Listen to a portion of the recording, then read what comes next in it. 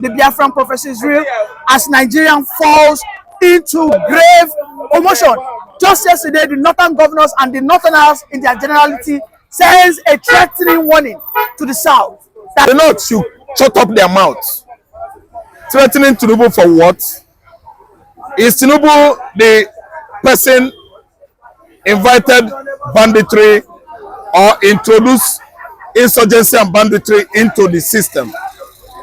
Who are the guests? The guests are the Fulani, the guests are the bandits, and the guests are the Boko Haram. Then who are the hosts? The hosts are the North, indigenes, Hausa, Kanuri, Nupe, and so on and so forth. So the North elites should shut up their mouth.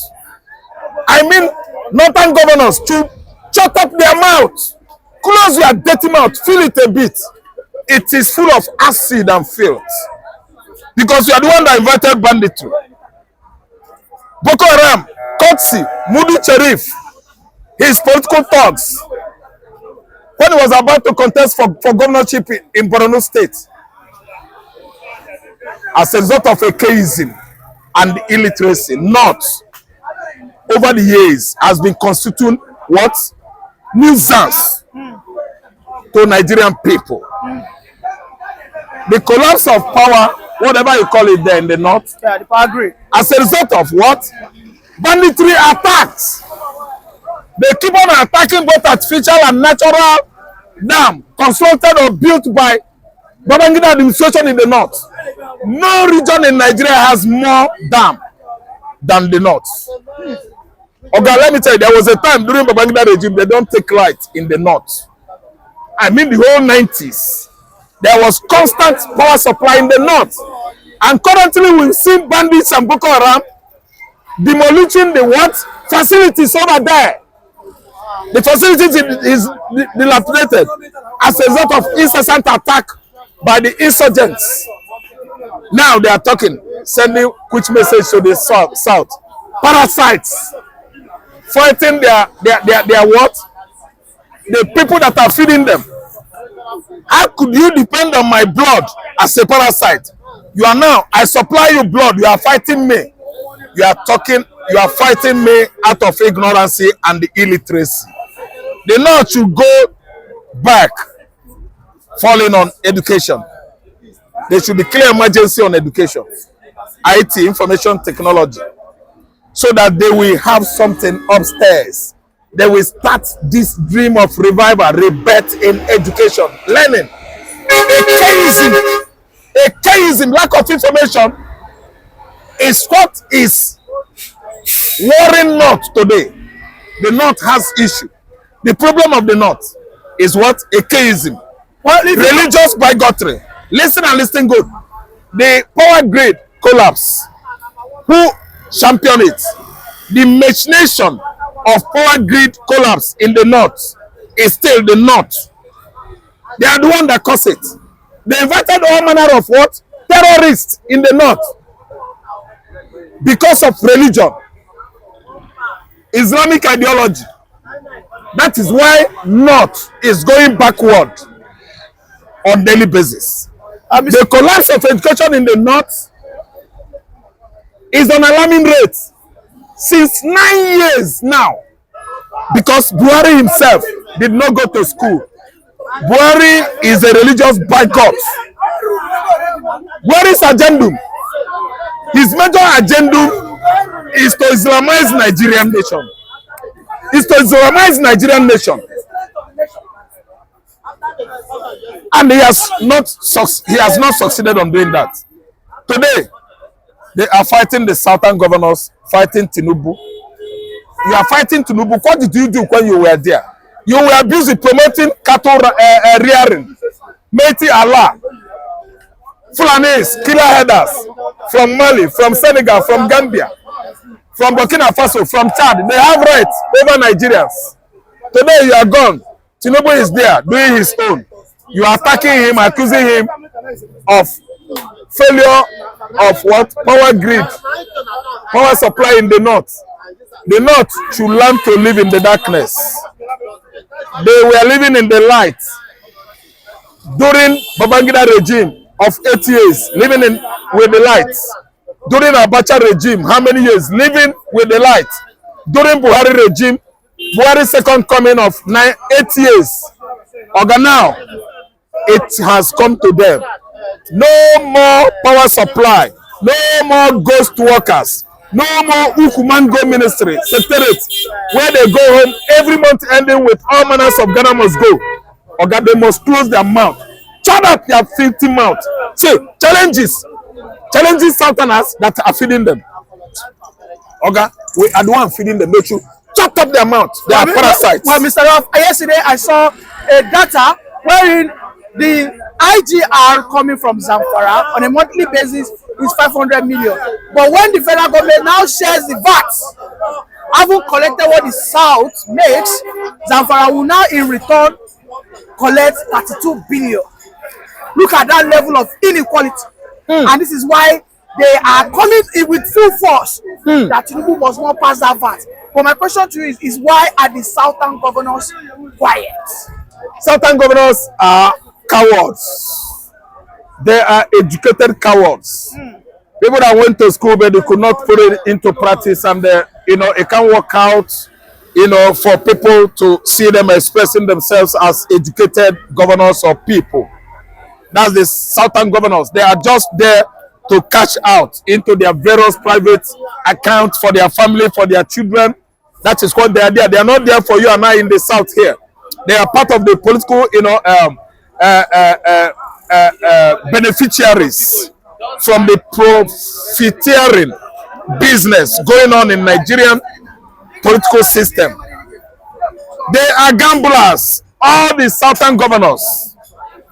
They gamble, they make money, they gamble with the North because they believe that the North, they are the one having the gun. They are in the military. They are in the police. What you have to do is what? Play along with them so that they won't shoot you. That's the common language. Someone is afraid of the North. Opuzodema is an errand boy to the Fulani. What do you mean? Is the Nigerian army for the North? The Nigerian army is for the Fulani. Go and read your history. The British imperialists advised the North to go for arms because they don't go to school. All they know is religion, nothing again. I don't know what I understand. They are just with God. When you hold arms, people will be afraid of you. We the Southerners, we are for what? Bukuru. Let me use common language. Go to school today, study in the university, go to Harvard University. When you come back here, you are orderly, you are security men. The one in charge of the arms are the Fulanis from the Sahel country. Don't they think that Yoruba man is in the military? How many Yorubas are in the military? Do you think Igbo man is in the military? Igbo is not up to 6 in their numbers that are major general today. Go and count them. From A to Z, Fulani. In the police, you will see 500 IGs, Fulani, before you see one Yoruba man that is assistant IG. What are you saying? We read all this thing. They are the ones that are in charge of arm. They don't go to school. What they hear is fire! Fire! Okay, that's why they have upper hand over you. People that you are feeding are quarreling at you, pointing, accusing finger at you. You come back here, something there, no, you be mugu. Because they have the guns. We have the natural resources. We are the ones that are educated. Go to Sudan, they will go and fight. You know, escalation of Sudanese war was since 1992. Nigeria played an important role among United Nations peacekeeping force in Darfur and the Khartoum, Sudan. It was Nigeria. Who are those soldiers? Fulani, Yoruba, Igbo. They brought all of them together. Their large numbers are the Fulani. Who are the commandants? The Fulani. Don't you know? And all of them in West Africa, they invaded Nigeria because Nigeria is what? Overdosed. Nigerian government doesn't know you. What Nigerian government know is federal. Niger is there. Chad is there. Togo is there. Senegal is there. all the ethnic nationalities in Sahel countries, they are the ones that have infiltrated Nigerian military over the years. If I tell you that Buhari ancestry is traced to Niamey, Niger, can you doubt me? What was Pantami doing in Buhari government? Pantami, a one-time commissioner for Ihenwa in Niger State, partook in Buhari administration. Have we appointed people from Abeokuta finish in the military? We've seen ourselves appointing somebody from Niger. We've not all partook in the public office, public agencies, let alone including a Malian man, a Niger man. Listen, Nigeria is too complex. We have complex issues. Mr. Raf, it is of departments. Mr. Raf, the prophecy is Biafra is the final solution. That's why there is commotion in the system now. NNPC is shut down. All the oil agencies, companies in River State is down because the commander-in-chief of the armed forces of River State is Similaye Fubara. He has the veto power to take care of everything that is happening in River. He is in charge of River State. The veto power he has supersedes anybody. If Mr. President wants to visit River State today, he must put call across to Fubara, I am coming. If he says, no, sir, don't come, things are not all right here, he won't go because he's the governor of that state. You don't over-exercise your immunity. The veto power given to you outside your own environment. I don't understand, or domain. No, it should be within your enclavement.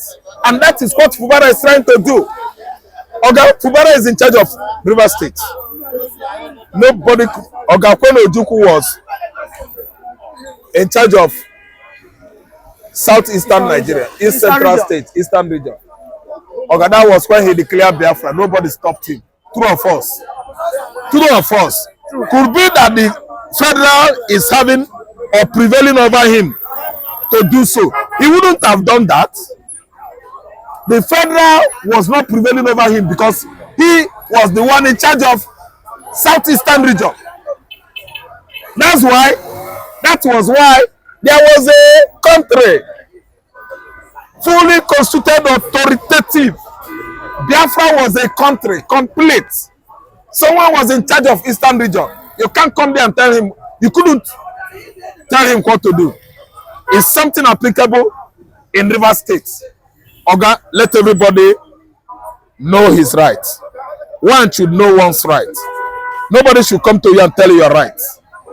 Oga, there is freedom of speech. There is freedom of what? Speech.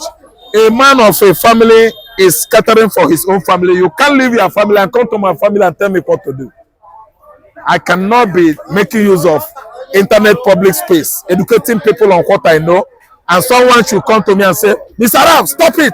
You are committing crime. I will tell you, say, stop it. You are committing crime. There is freedom of speech. Nobody is infringing on anybody while educating people on internet space. Thank you very much, Mr. Raf, for that beautiful submission as usual. Tinubu will be kicked out like a what? Like a dirty, filthy, stinking, stagnant water 2027. I mean, what do you think is going to happen? Because the Souths are quiet. We're quiet. Thank you. The last word, the South are quiet, is where I will start. Let's start from tax derivation bill reform that did not bill that the bill must be reversed because it doesn't pay for them, and they started threatening Tinubu that they are not going to give him second time. You see, I'm not surprised. I'm not surprised because I don't see any regime that will pay for us. Jonathan regime, he didn't pay for them. Buhari regime, they cry like tomorrow, no day. When Buhari was there, bandits almost took over every place in Katsina State. That is where Buhari came from. Tell me any administration that will pay for us. Tell me anybody that will help you lay your bed. When you don't lay your bed very well, then you will sleep on ground. If you don't allow peace in your domain, you cannot enjoy peace. You have to allow peace before you enjoy peace. Ask them why they don't have light? As a result of what? As a result of some hoodlums go and destroy their source of power. Am I the one that destroyed it? Have they checked it and they say it's a Yoruba man that went ahead to go and destroy their source of power? Have you ever heard that a Yoruba man went to the north and go and cause wahala? The born horse went.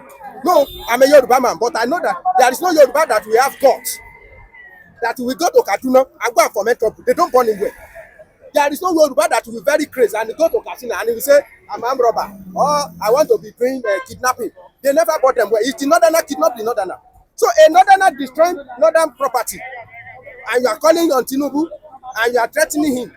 Then I believe that President Bola Ahmed Tinubu has responsibility of checkmating insecurity, and if something is going wrong in a particular place, he should respond promptly.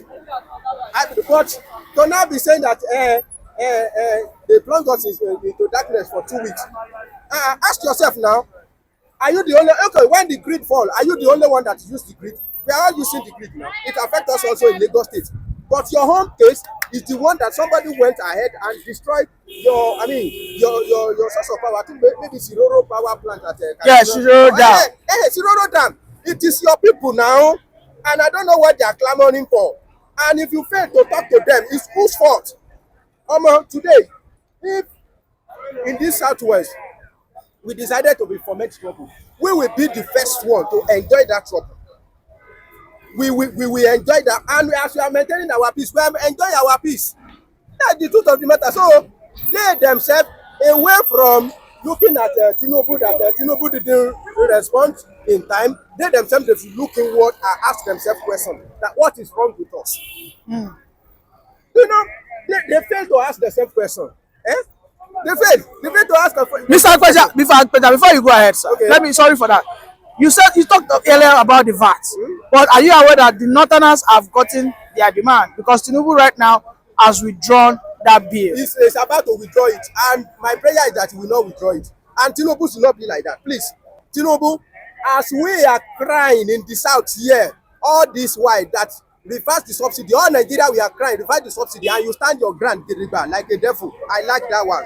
On this one too, stand. Don't reverse it. Forget about 2027. If they like, they vote for you. If they don't like, don't let them vote for you. Even if you reverse this bill, they will still not vote for you. And we will be telling you now that even if you reverse it, they will not going to vote for you. I don't even think that Tinubu will contest in 2027 because all what he's doing is not ruling like somebody that wants to come for second term. He believes in his policy and he's taking decision and he stand by it. So why now want to bench? I don't know what he has seen. Maybe it's beyond 2027. Maybe what he's seen is about his life. That's the truth of the matter. Let me tell you one funny video that I saw. A lady said he rejected a ministerial offer from President Bola Ahmed Tinubu. And he said why? He said because when he met Tinubu, he asked Tinubu, Mr. President, what do you have for us up north? And Tinubu categorically tell her that I have nothing for you. Because if I tell you what I have for you, you may be after my life. And some people, they were blaming Tinubu that, how can you say you don't have anything for? That is diplomacy. Why will he expose himself? So only God knows what Tinubu is facing. Maybe it's beyond 2027, that's why. If he reverse the bill, I want to believe that it's beyond 2027. Maybe it's about his life, or his son, or anything. Because these people they are dealing with, they can do and undo. So, but I want to pray for the strength and the power that Mr. President will need for him to take this kind of a decision and stand by it. Mr. Akpeja, why you are praying for Tinubu, which I, as a person, do not think is necessary, because he campaigned and he got the job. Why are the Southerners, most especially the Southern governors, are they cowards? Because it seems they don't always have that capacity to challenge the North. Yes. Because immediately the Northern governors came out, and now the Northern clerics and even the Northern citizens, the civilians, are going all around social media, sending threats. I mean, that is why I said there's a serious commotion now. Yes, I wanted to start from, that's where I wanted to go before I did that South that you just mentioned. Do you know that towards 2023 election, the whole South governor, they did a meeting. All South governor, not South, this time around, or South, all South governor, And immediately they make that meeting and they said that Biafra must come back to the south. There was fire in the north. All the northerners, they started running enter scatter. Before you got the crop they started doing their own meeting too. What will happen if, as they talk now, that we reverse that bill and the whole south governor do meeting and they speak with one force that we are not going back on this? You understand what I'm saying? Like you rightly said, are they coward? Likewise, our legislator, our senator, our rep, what has been their, response towards this?